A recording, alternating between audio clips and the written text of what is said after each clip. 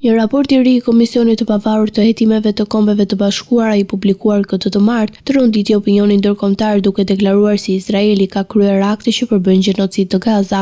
Hetuesit theksojnë se që prej tetorit të 2023-shit ushtria dhe autoritetet izraelite kanë ndërmarrë veprime që hyjnë në 4 nga 5 kategoritë e përcaktuara në Konvendon e vitit 1948 për parandalimin dhe ndëshkimin e gjenocidit. Këto akte përfshin vrasjen masive të palestinezëve, shkaktimin e lëndimeve të rënda fizike dhe mendore, vendosjen e kushteve të jetesës, që synojnë shkatrimin e popullsisë dhe masat për të penguar lindjet brenda grupit. Raporti përmend gjithashtu deklarata publike të liderëve politik dhe ushtarak izraelit, të cilat cilësohen si nxitëse për kryen e gjenocidit. Shifrat e viktimave flasin vetë. Sipas Ministrisë së Shëndetësisë në Gaza, mbi 65.000 persona janë vrarë që nga fillimi I luftës, ndërsa Kombet e Bashkuara I cilësojnë këto të dhëna si të besueshme, ndërkohë shumica e popullsisë së Gazës është vendosur të paktën një herë, teksa Izraeli vijon operacionet për të marrë kontrollin e qytetit kryesor. OKB ka shpallur gjendje urie të plotë në zonë. Hetuesit e OKB-s kanë identifikuar në emër disa prej drejtuesve më të lartë të shtetit hebre. Sipas raportit të presidentit Isaac Herzog, kryeministri Benjamin Netanyahu dhe ish-ministri I mbrojtjes Yoav Gallant akuzohen për nxitje të gjenocidit, ndërsa autoritetet izraelite nuk kanë ndërmarrë asnjë mas për ndëshkimin e tyre të thirrjeve publike. Raporti që publikohet vetëm një javë para samitit të Asamblesë së Përgjithshme të OKB-s në New York rrisi presionin ndërkombëtar mbi Izraelin dhe aleatët e tij, duke hapur debatin mbi pasojat ligjore dhe diplomatike që mund të sjellë ky konstatim I rënd.